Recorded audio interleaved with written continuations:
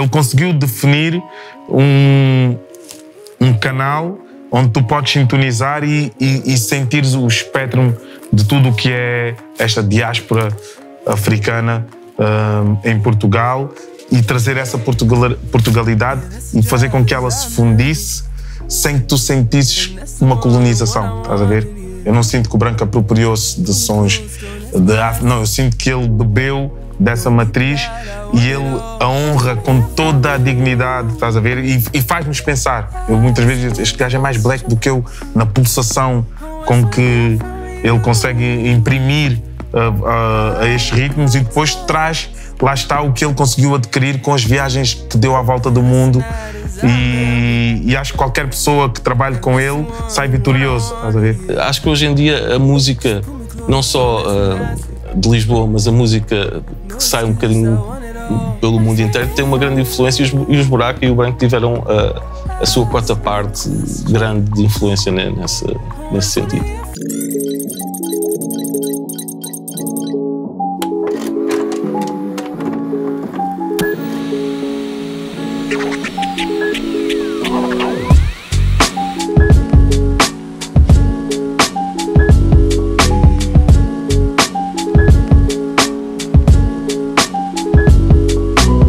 Uma vez um miúdo que andava no Liceu da Amadora que recebeu um disco que havia de mudar-lhe a vida. O início de tudo foi na era dos CD-ROMs e havia aqueles computadores muito grandes que a gente tinha em casa dos nossos pais e entretanto havia pessoal que conseguia ter o seu próprio computador, não sei o quê, então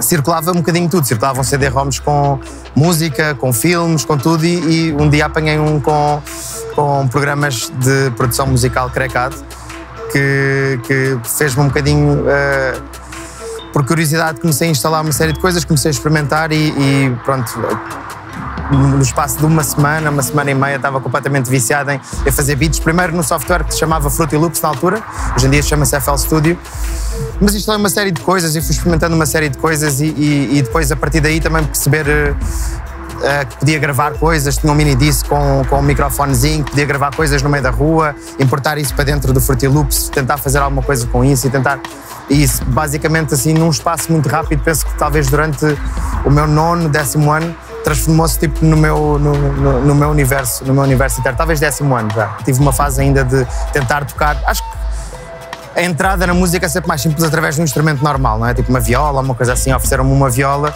e passei por essa fase, passei por essa ideia de descobrir acordes, perceber progressões de acordes, um bocadinho como é que aquilo funcionava. Tu tentei ir a umas aulas, fiz 2, 3 aulas e desisti, mas também acho que as aulas não eram nada especial.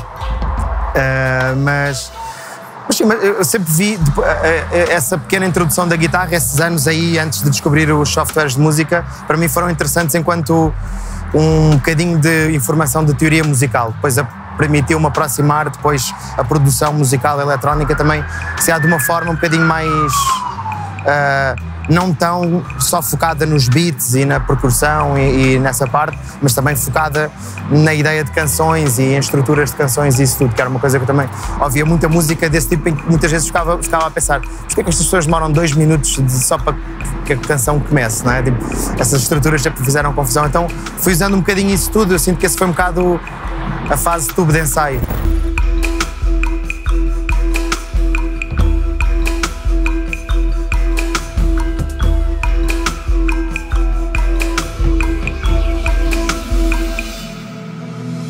Sótão da minha casa na Amadora, não, foi mais ou menos rápido, foi rápido que se transformou num estúdio, mas eu também nunca pus muito caixas na parede porque acabava por fazer quase tudo de fones e fazia tudo ali dentro só e com a cabeça enfiada no computador, então nunca foi muito...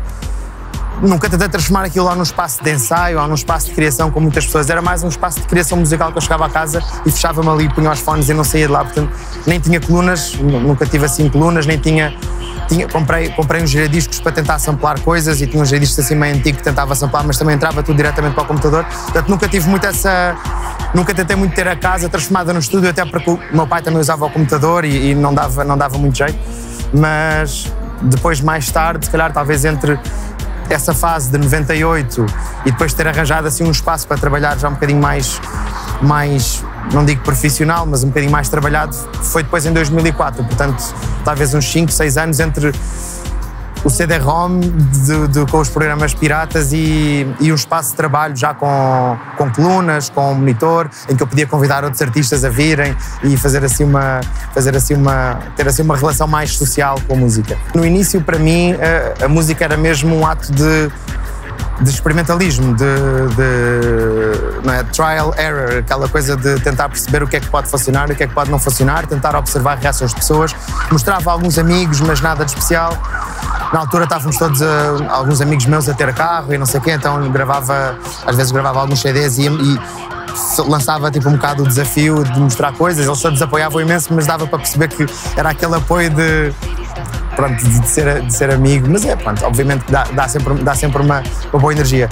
Só mais tarde, com um espaço já aqui ao pé em Campo de Ourique, é que eu senti que a coisa se foi abrindo e que começou a fazer parte de mim essa vontade de querer criar em estúdio com pessoas, sendo que se calhar assim a primeira pessoa com quem conectei mais, obviamente já vinha de trabalhar com o Rui Pité, o Riot, que depois criámos os Buraca, mas aí eu já ia para a marquise dele e ele já vinha para o meu sótão, já sempre foi um bocadinho essa complicidade, porque andávamos juntos no liceu e sempre crescemos juntos, mas depois numa fase já mais Lisboa, aí começou a aparecer o Calaf, o condutor, e começou um bocadinho a criar esse núcleo de trabalho, o próprio Sam daqui também, que passou imenso tempo aí no estúdio, que depois também acabou por originar o disco do One Week Project, o Strategies of Survival, e mais tarde, depois em 2006, o From Buraca to the World.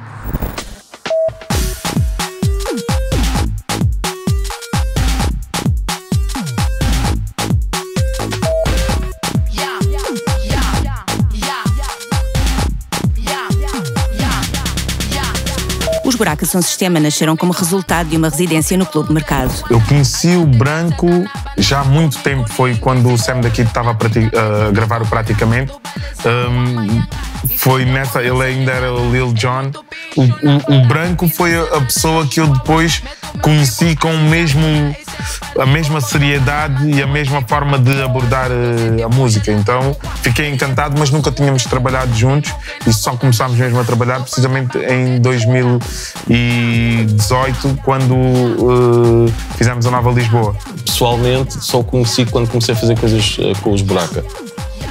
Com o Sound of Kuduro, provavelmente foi aí a primeira vez que eu o conheci na Subfilmes. Na altura eu trabalhava na Subfilmes, mas já conhecia o One Week Project, já estava ali, fazia parte na altura da cultura urbana de Lisboa. E como eu estava na Subfilmes a fazer o Pop-Up, que era um programa de cultura urbana, nós tínhamos muito contacto com os vários artistas emergentes na altura, e um deles era o João, o One Week Project. E depois foi com os Buraca, acho que comecei a conhecer mais profundamente.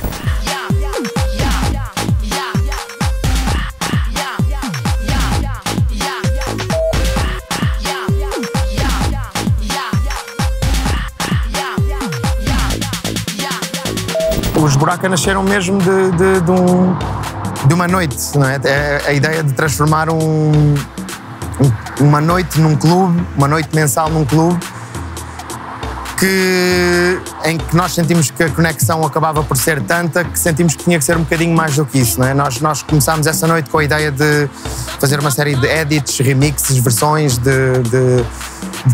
porque na altura estava a começar a surgir o dubstep e nós começámos a perceber um bocadinho a relação entre esse dubstep e o Kuduro e os 140 BPMs e como é que se conseguiam cruzar as coisas todas. Então o primeiro passo foi fazer uma série de edits, uma série de remixes de temas de Kuduro e conseguir criar uma noite em que andávamos entre os dois universos, entre o universo de Londres e o universo de Angola, e depois Lisboa, obviamente, que fazia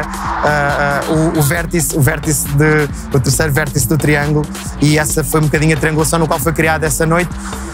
Mas sentimos que a reação era tanta, que sentimos que estávamos tanto sentimos que a reação era um bocado dar música e dar voz àquilo que muita gente sentia, que era a forma como tinham crescido, então fazia mesmo sentido agarrar naquilo tudo e naquele formato e naquela fórmula e transformar num grupo, ou, se calhar um pouco mais à frente, já numa segunda fase de ambição, mas inicialmente pelo menos num EP, em trabalho gravado, e foi isso foi se calhar um bocadinho o início de tudo, tanto dos Buraca em 2006 como também da Enxofada também no mesmo ano.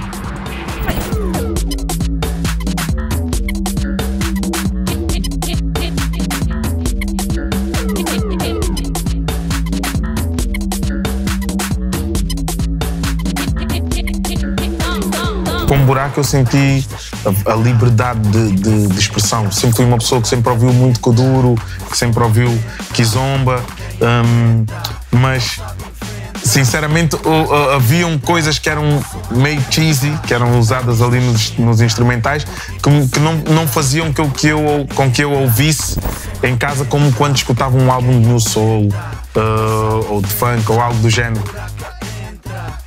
Acho que o documentário começou muito antes até de efetivamente começarmos a pensar no documentário. O documentário começou quando eu comecei a fazer coisas com eles, os videoclipes e isso tudo, que me deu uma noção muito grande e profunda do que é que são os Buraca. E depois foi fácil essa transição para ok, então bora lá fazer um documentário sobre os Buraca. Mas foi engraçadíssimo. O João provavelmente é a pessoa com quem eu mais viajei.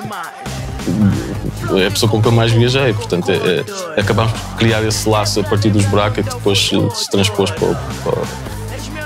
para ele a solo, não é? Eu acho que o documentário que fizemos com Buraca, São Sistema Off the Beaten Track, foi sem dúvida uma experiência esclarecedora daquilo que se calhar era já a ideia que nós tínhamos na cabeça e principalmente pela ligação dos pontos e das cidades e de tal triangulação que estávamos a falar antes. E então foi uma experiência realmente importante. E foi também uma experiência importante também no sentido de perder um bocadinho pode trabalhar um bocadinho mais com a imagem também, com câmaras e música, porque Buraca nunca foi propriamente um grupo que deu muita cara para nada. Sempre foi um grupo muita gente, eu sempre tive o prazer de poder fazer parte de uma banda que tocava em todo lado mas que ninguém absolutamente fazia mais pequena ideia de quem é que eu era na rua, exatamente porque nós nunca explorámos esse lado, nunca tivemos caras nas capas do disco, nunca tivemos nada. Então se calhar esse documentário foi a primeira vez que a nossa vida, as nossas caras, o nosso mundo passou para as câmaras e fez parte do universo do grupo. Então, sem dúvida que desbloqueou muita coisa.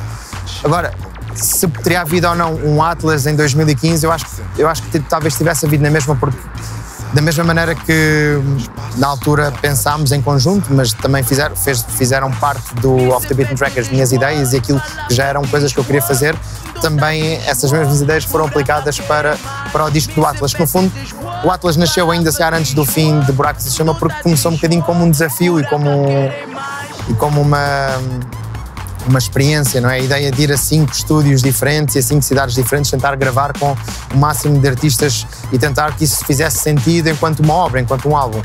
E, portanto, acho que sempre foi muito de aplicar conceitos e de tentar, através de conceitos, chegar à música que eu queria, mais do que propriamente só de me sentar e fazer música sem nenhum propósito. E então eu sinto que esses desafios são sempre o que me fazem movimentar e o que me fazem andar para a frente e o que me arrancam um bocadinho da cadeira ou da cama e que me fazem ir atrás de perseguir ideias musicais, colaborações, amizades, tanta coisa.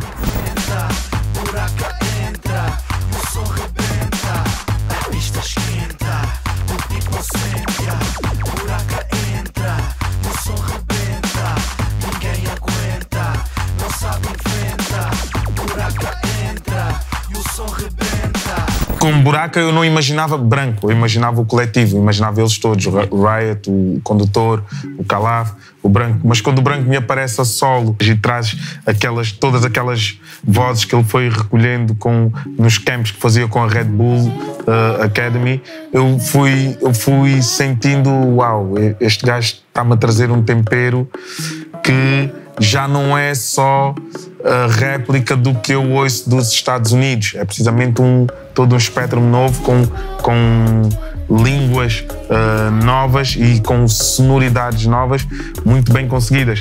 No caso do Atlas, eu acho que Lisboa foi uma cidade que se juntou a outras cidades onde eu senti a mesma energia e a mesma cumplicidade cultural, obviamente entre culturas diferentes, mas senti todas essas 5 cidades como epicentros de alguma coisa, e Lisboa foi mais um desses epicentros que também se juntou a essa ideia.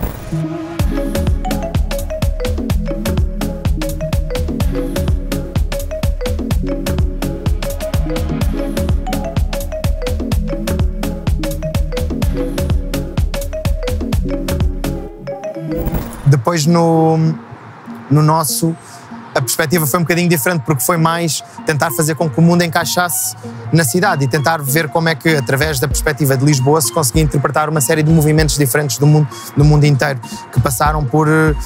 e que acaba por ser um disco que, apesar de ter 4 línguas diferentes, por exemplo, de vocalistas diferentes, a sonoridade instrumental depois acaba por estar muito mais próxima, muito mais ligada entre canções, e se calhar essa sonoridade musical e instrumental é que acaba por ser a presença de Lisboa no disco, que depois é reinterpretada de forma diferente por vários cantores, vocalistas e pessoas diferentes.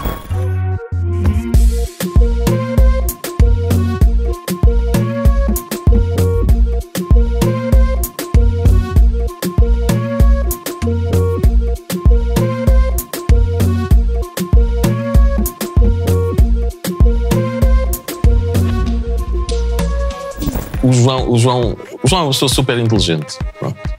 Isso logo à partida torna as coisas muito mais fáceis de se poder comunicar e trabalhar. É uma pessoa obstinada, é uma pessoa trabalhadora, que gosta de aprender, tanto que ele no Clube Atlas foi e hoje em dia já anda com um drone e não sei o quê, e aquilo nasceu ali também um bocadinho dessa necessidade de ter mais uma camarazinha a fazer qualquer coisa e não sei o quê.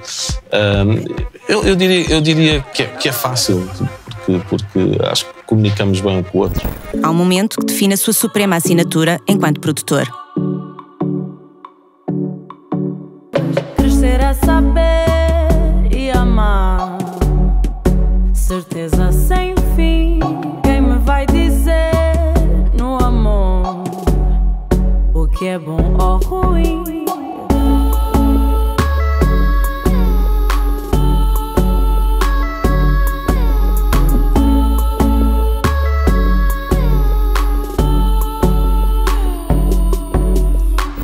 Eu sinto que o Reserva para Dois, eu acho que se calhar é uma, como eu tenho estado um bocadinho a dizer, vou passando por várias fases experimentais, vou experimentando tudo, né? Eu faço muita música que não sai e muitos exercícios que não ficam, são só, que é suposto morrerem comigo nos meus discos rígidos e ninguém é suposto ouvir. E senti que no Reserva para Dois cheguei se calhar uma fórmula, não no sentido...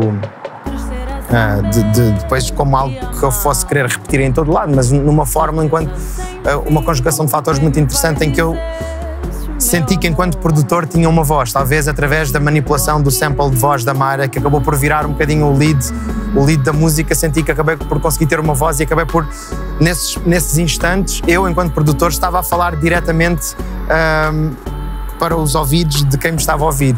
O que, seja enquanto produtor, seja enquanto músico, não é? Os músicos têm muito... O Jimi Hendrix, tu ouves o Jimi Hendrix porque tu ouves a guitarra dele aos gritos em tudo aquilo que ele faz, mas depois os outros elementos também lá estão. Mas no meu caso, como eu acabo por controlar os elementos todos do instrumental, tenho que agarrar num para o destacar, para fazer com que seja esse o elemento que conecta com as pessoas. Portanto, o momento das músicas do Carlos Santana em que ele chega à frente e faz o solo, eu acabei por tentar procurar esse momento enquanto produtor, porque achava que era importante que houvesse esses segundos de conexão direta. Eu acho que não faz sentido enquanto eu vender um álbum de produtor ou eu vender ao mundo um disco de produtor, mas depois não se ouve o produtor, só se ouve os vocalistas, ouvem-se as colaborações, ouve-se o mundo inteiro e ouve-se tudo e mais alguma coisa, mas não se ouve o produtor. E então acho que nesse tema, apesar de haver muitas tentativas para trás, onde eu achei que estava a tentar fazer-me ouvir, nesse tema acho que foi pela primeira vez que eu senti que acertei mesmo nessa relação de elementos, não é? A voz, a canção também, a produção e tudo isso. Senti que os elementos se encontraram todos e que conseguiram ser todos cúmplices uns dos outros. Ninguém fez com que uma coisa escondesse a outra e toda a gente conseguiu fazer parte da canção tudo junto, e acho que por isso é que também obviamente a canção funciona tão bem, porque ouvem-se todos esses momentos, não é? Ouve-se a letra, ouve-se a canção, os acordes, a estrutura, a estranheza, a inovação, tudo isso faz parte do tema, não é? Não é um tema pensado para ser grande ou pequeno, é um tema pensado para ser bom e para ser inovador.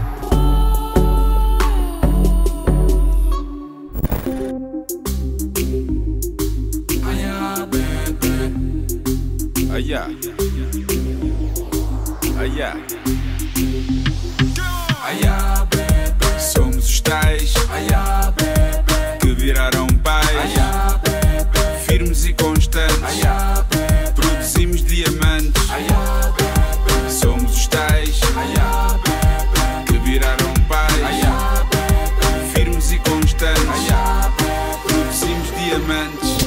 repente ele sai com os Tais, com o Carlão, ou seja, eu não sabia quem tinha produzido e depois vi Branco, e neste caso o Pedro também na altura, mas eu não conhecia o Pedro, e eu, uau, isto é uma transição fortíssima, corajosa do Carlão, depois a coragem de ver um casal a dançar um tarraxo por aquela casa adentro, aquilo tudo abriu em mim um espaço, porque eu estava mais voltado para a música tradicional de Cabo Verde, queria trazer o lado eletrónico por respirar o hip-hop, mas não sabia como fazer. E então, quando o Carlão termina um concerto no Casino de Lisboa e diz-me, sabia que eu estava a fazer o meu disco, eu estava quase a terminar, ele disse assim, uau, estás quase a terminar, mas não termines sem antes ir ter com o Branco. Não termines este som que estás a fazer sem antes ir ter com o Branco. Então falei com o Sage e com o Calaf, mano, quero vir marcar uma sessão com o Branco só para ele ouvir o disco e dizer o que acha. Firmes e constantes, produzimos diamantes. Eu sinto que a ideia a relação de trabalhar um disco inteiro com um artista, para o fazer eu tenho que ter mesmo uma visão muito certeira do que é que eu acho que o artista tem que... Onde é que eu acho que o artista deveria estar, e tem que ser mesmo uma relação muito profunda, porque, caso contrário, eu, para mim, não sinto que quisesse fazer um disco inteiro meu numa relação direta só entre mim e outra pessoa. E nesse sentido também é um bocadinho, eu aplico à minha relação com os outros e outros artistas e outras pessoas aquilo que eu sinto relativamente a mim próprio também. Portanto, nunca me senti muito na posição e na profundidade de relação com outro artista suficiente para conseguir assumir uma produção de um disco inteira. E acho que é muito mais interessante a relação de chegar a um disco que está feito, e isso, por exemplo, com o Dino Santiago acaba por acontecer muito isso, ele chega-me com discos feitos, conceptualmente criados, em que tem letras a dizer o que ele quer dizer, os instrumentais estão na estética que ele quer, e eu sinto que depois ele chama-me para desarrumar um bocadinho o disco e para criar uma ou outra coisa que seja um bocadinho a antítese daquilo que lá está. E de forma natural, no primeiro dia em que estivemos no estúdio para ele ouvir o meu disco, ele ouviu, deu a opinião dele e depois assim, houve lá aqui uns beats. E estava o beat da Nova Lisboa, só que o Nelson Freitas aqui ia ficar com a canção, porque já tinha até deixado uma ideia, e eu disse, olha, então vamos fazer assim. O Nelson ainda não escolheu, então está aí a ideia dele, mete em mute, eu não quero ouvir, mas está-me a sair um flow e uma ideia que eu quero gravar, e saiu automaticamente o vem e sente esta Nova Lisboa. Foi, e qual é a ideia? Sentimos todos ali na sala que era uma cena boa, mas depois ligámos para o Nelson Freitas no mesmo dia e ele estava no parque e nós, olha, tenho uma cena para te dizer, mas então vamos ter contigo ao parque, há ali um beat que tu não estás a usar, será que eu posso usar? Saiu uma ideia bué da fixe e ele então disse, mano, o que é meu é teu, então está tudo, já saiu. Depois ele uma vez até revelou, mano, se eu soubesse não tinha dado o beat.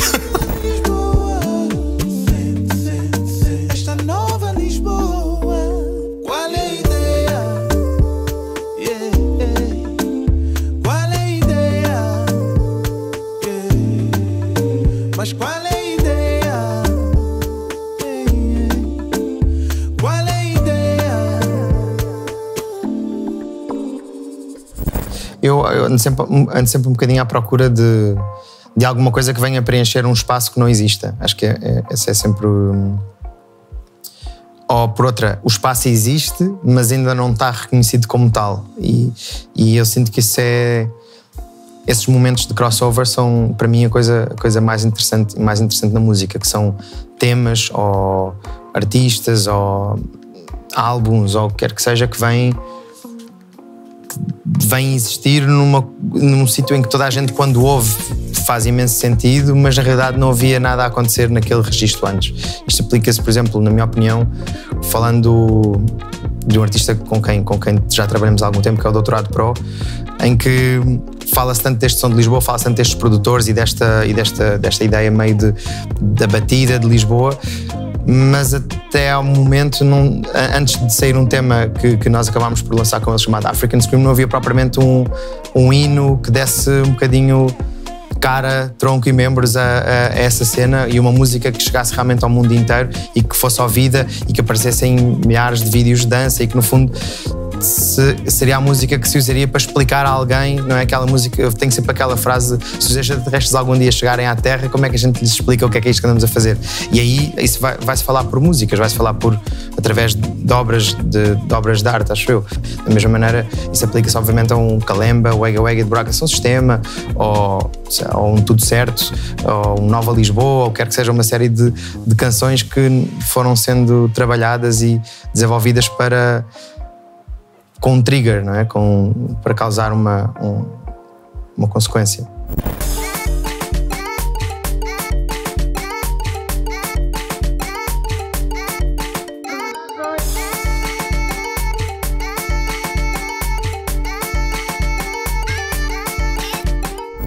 A Tudo Certo era um tarraxo lentíssimo, e ele sentiu que o disco dele, o nosso, já tinha muitos temas naquele... O tema do Pierre veio mesmo de terminar, já era um tarraxo meio slow, então ele disse: isto precisa de ir para outro sítio, acelera a minha voz e envia uma versão, vê lá se consegues cantar neste tempo. E eu tipo... A minha cabeça estava noutro sítio, este gajo disparou isto quase como um cu duro, mas o que é certo é que fui para o estúdio, consegui gravar, deixámos só o meu primeiro flow de Tudo Certo no refrão, porque eu incorporei ali um espírito que eu não sei quem era, e tentei regravar 1000 vezes, não consegui, ficámos com aquele take e o resto regravou-se. Mas é assim trabalhar com ele, estás a ver? É ir ao limite. Vou fazer minha vida, yeah.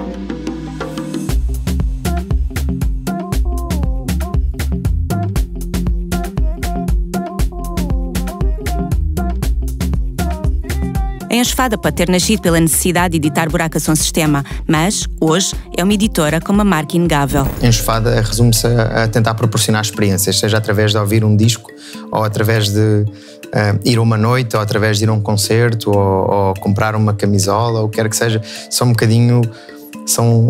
pontos de contacto diretos com todas as pessoas que possam ter interesse neste universo, nesta música, nesta sonoridade, neste lifestyle, nesta forma de viver a vida e nesta, se calhar, quase até a ideologia. E desde o início que nós não identificámos propriamente uma entidade que conseguia entender e falar a mesma linguagem que era aquela que nós queríamos ter. Se calhar nós experimentámos, tivemos algumas experiências de edição com outras editoras antes de chegar a um From Buraca to the World, não com Buraca, mas com outros projetos e outras ideias.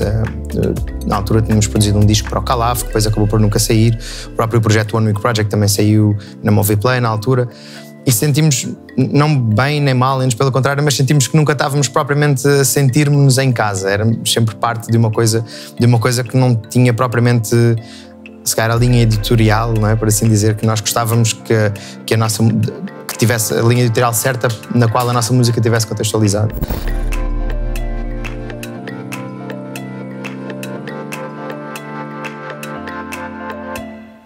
Nunca entrei em estúdio com o Branco e não saiu uma grande cena.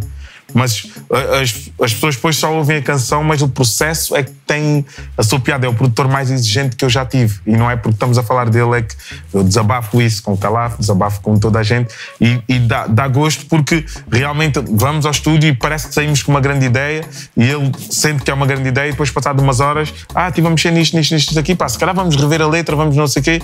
E, então tu não podes ir para o estúdio preso a uma ideia porque ele vai desconstruir aquilo tudo.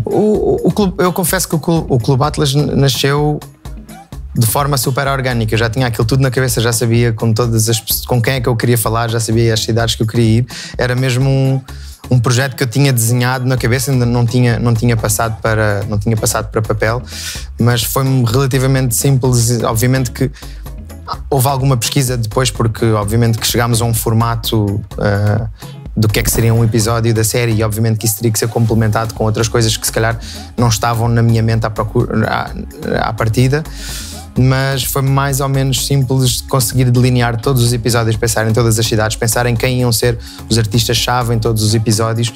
Foi uma coisa mesmo muito sem pensar. As questões orçamentais, em vez de serem um empecilho, tem que ser uma coisa que te catapulta para fora da tua zona de conforto e isso tudo. E nesse aspecto, eu acho que o Clube Atlas foi um exercício muito engraçado, também da parte do João ser host, não é? E de repente estar ali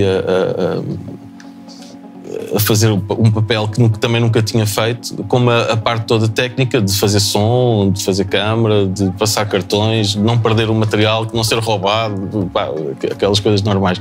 Mas acho que acabou por resultar bem. Também tivemos muito apoio de produções de locais, não é? Que nos deram uma ajuda, não é? De transportes e as locations e isso tudo, e contactos locais que foram essenciais também para ficar o que ficou.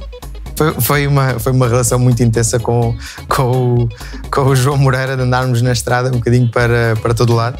Tentei-lhe passar um bocadinho esta ideia, obviamente que ele já tinha feito o Off the Beaten Track, portanto ele estava perfeitamente consciente de tudo o que estávamos a falar, portanto não era uma coisa que não daria para fazer com outra pessoa. Acabámos por funcionar num formato meio de guerrilla, de chegar às cidades e de ir ter com as pessoas e tentar nunca ter um ar demasiado solene na produção e nas coisas, porque queríamos apanhar um bocadinho esse lado desse fascínio quase do reality show ao encontro de uma série documental. Muitos artistas que ele trouxe da América Latina, de Londres, do Canadá, são pessoas que voltam a trabalhar com ele porque percebem que ele realmente consegue construir algo que permanece e fica nas nossas mentes. E pá, sou muito grato.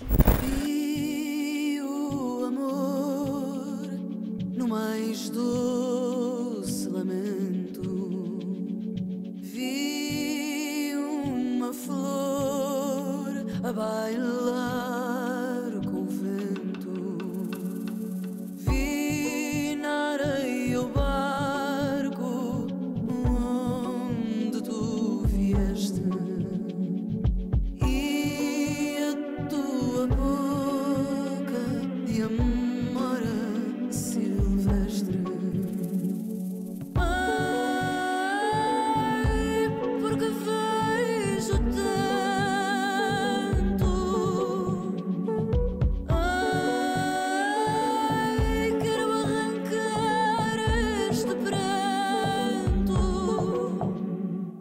acima de tudo sinto-me um geek, até um bocadinho naquela...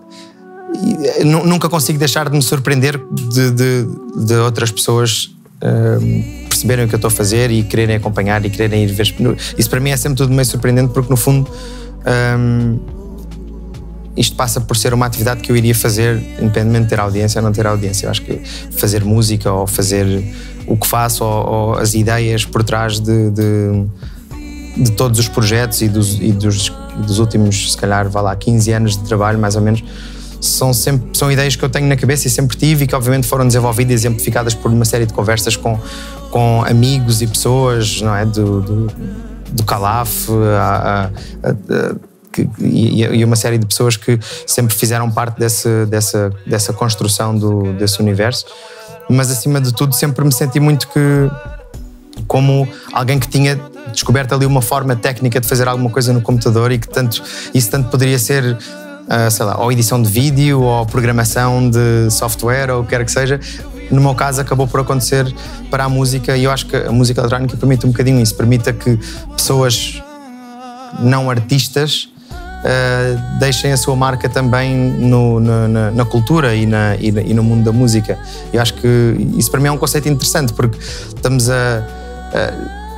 o caminho é muito através de do it yourself, portanto não há uma história tipo de rock and roll, de tours, bandas, drogas, etc. É mais tudo uma questão de acabar concertos e agarrar no computador e nos fones e produzir mais música com base nas reações às músicas que acabamos de ter neste espetáculo, ou neste DJ set, ou nesta atuação, e tudo isso é como se o combustível fosse mesmo um combustível completamente diferente daquilo que foi o standard da música até ao momento. E isso para mim é uma ideia que eu acho que sempre usei sempre foi algo que me desafiou e que eu sempre quis amplificar ao máximo e sempre quis dar voz a essa ideia, porque acho que é um lugar bonito para se fazer música, porque acima de tudo é diferente. Quanto mais faço, mais aumenta este universo todo e mais aumenta esta família de artistas e de relações e de pessoas com quem se trabalha. E depois acho que isso é muito bonito de ir vendo as coisas a evoluírem, artistas a crescerem e pequenas ramificações deste universo que no fundo tem sido sempre o mesmo, desde o From Buraca to the World até agora em 2021, a ideia, as premissas, tudo isso sempre se mantiveram, e acho que isso é interessante ver todas as sementes que foram sendo colocadas e que hoje em dia são autênticos artistas a tomarem conta da indústria musical.